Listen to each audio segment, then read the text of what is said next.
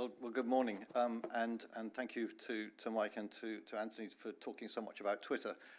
If you want to follow my presentation, it is on Twitter right now, and therefore you can actually sort of like or share or whatever the slides, because the whole deck is on Twitter. So this is the first time I've done a Twitter presentation, so we'll see how it goes. So that's the first tweet, and basically I've been asked to talk about the fact that the scholarly record is more than books and journals, and Anthony does want to talk about books and journals, so I'm really not going to talk very much about books and journals. And the point that digital is actually making it harder for the more to join today's scholarly record, and therefore that much of this content is missing. And librarians and scholars are actually worried about this. Now, it's quite a long thread. We had tea and coffee earlier, but if people are watching or following me on Twitter, they can go and make a cup of tea. So as we all know, 1665, the first scholarly journal was published in France. It wasn't published in the UK, and an industry is born. So for the next 300 odd years, a publisher library complex evolved, a sophisticated system to publish, curate, collect, and disseminate human thought, serving both readers and authors, and it has libraries at its center. So this diagram shows that basically it's an infinity loop, because me, an author, writes something, gets it reviewed, it gets published, it goes out into the world, other people pick it up, read it, and on the basis of what they read, they also create, review, and stuff gets published, which the original person, they get to read it, and so you get this infinity loop. And at the center, you've got libraries like this one that store that knowledge. So we fast forward now to the end of the print era. A lot of the scholarly record has been published and carefully archived, and lest we forget, standing on the shoulders of giants is only possible thanks to the work of librarians. We must not forget their central role in scholarship. Now, librarians knows that giants need a varied diet. So alongside formally published books and journals, they also collect primary sources and grey literature, if they can find it. And the word there, if, is doing a lot of work, because this is the big channel, not so much for primary sources, but certainly for grey literature. Finding grey literature has always been a challenge. Now, in the print world, they would often actually be sent the grey literature by the organizations that provided it, or they could actually contact them and be sent a copy. And then the librarian would do all the cataloguing to ingest that into the scholarly record. Because, of course, grey literature lacks a publisher. So publishers do a tremendous amount of adding value by helping librarians to actually capture, catalogue, and index content. So I don't think that's news to anybody in this room, and that's how stuff gets into the scholarly record. So as we move out of the print era into the digital age, the scholarly record's in great shape, isn't it? Well, no, not really. The trouble with digital isn't the much maligned PDF file. It's what I call the digital scaffolding, or the metadata, and Mike was talking about this, the importance of the metadata needed to create, manage, and find the PDF file. And the digital scaffolding is way harder to do in the digital world than in the analog world. It's much more complicated, in fact, to create metadata in the digital world. So in the digital era 1.0, publishers and librarians move fast to digitize the Scalcom loop. So all sorts of colorfully logoed digital systems were created that then digitize that whole loop. And so the same loop is there, but now it's got all these logos and all these systems that are making that process digital. But Greylit has been left behind. Remember, Greylit doesn't have a publisher. So Greylit doesn't have any access to all those colorful logos, because the people who produce this content, they actually don't even know that the colorful logos exist.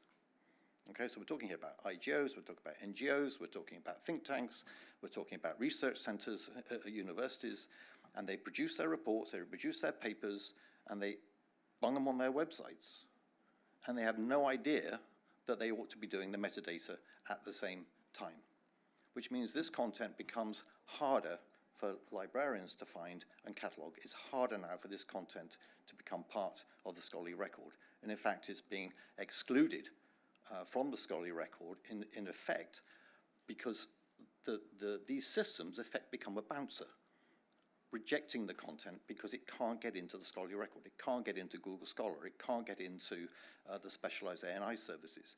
It simply can't get in because it hasn't got that digital metadata on it. Now, along comes 2004, and there's a surprise.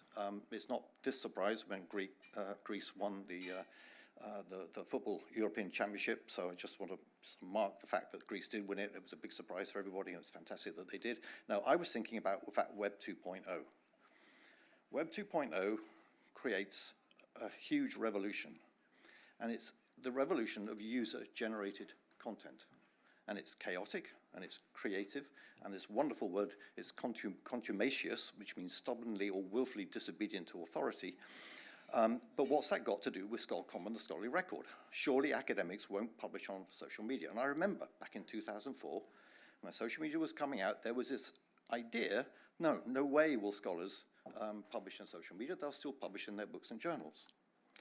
Well, I'd like to introduce you to someone called Kamil Galaev. He's a research fellow at the Wilson Center, and he's also attached to St. Andrews and Peking universities. He has over 300,000 followers on Twitter, and he writes cracking threads about the Ukraine-Russia situation. This is one of his threads. It's a 103-tweet thread. It takes 40 minutes to read.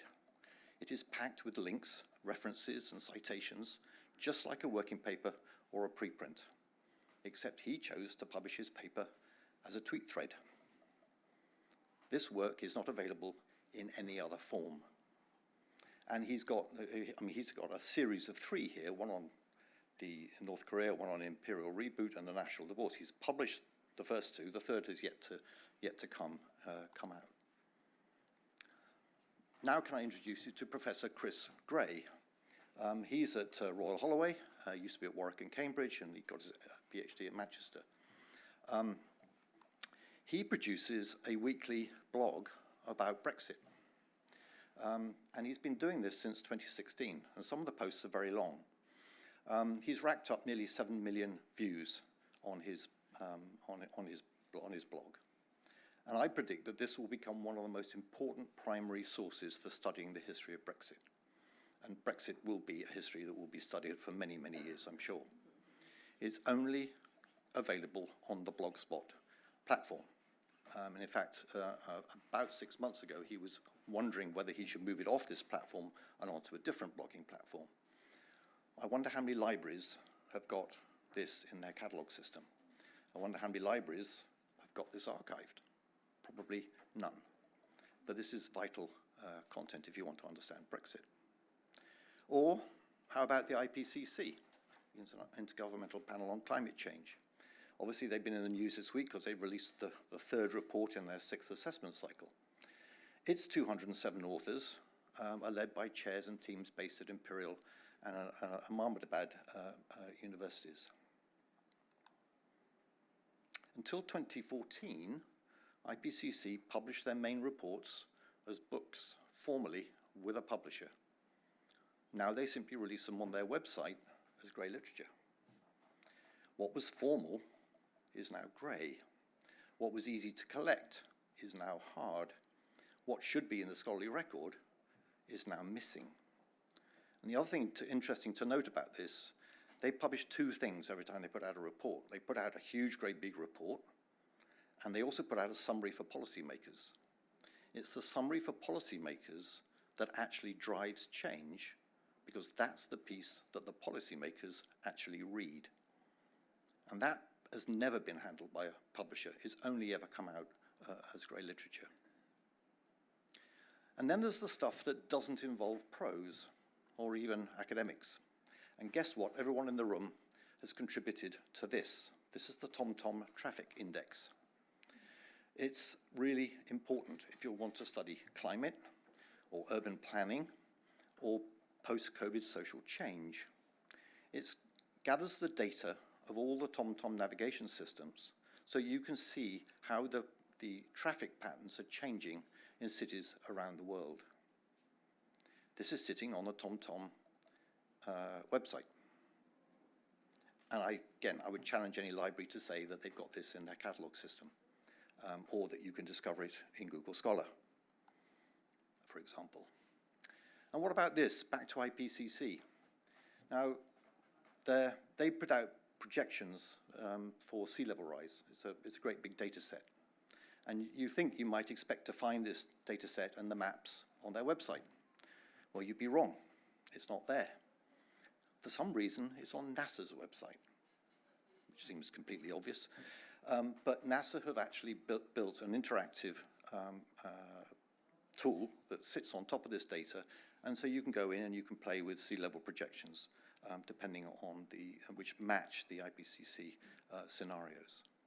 And again, is it in any library? Has anyone got this index anywhere? So we got 3 examples of academics using Web 2.0 to publish. No publishers were troubled in doing this work.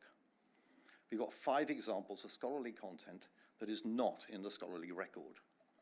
And we've got 5 examples of content that's hard to archive, hard to cite, and at risk of link rot.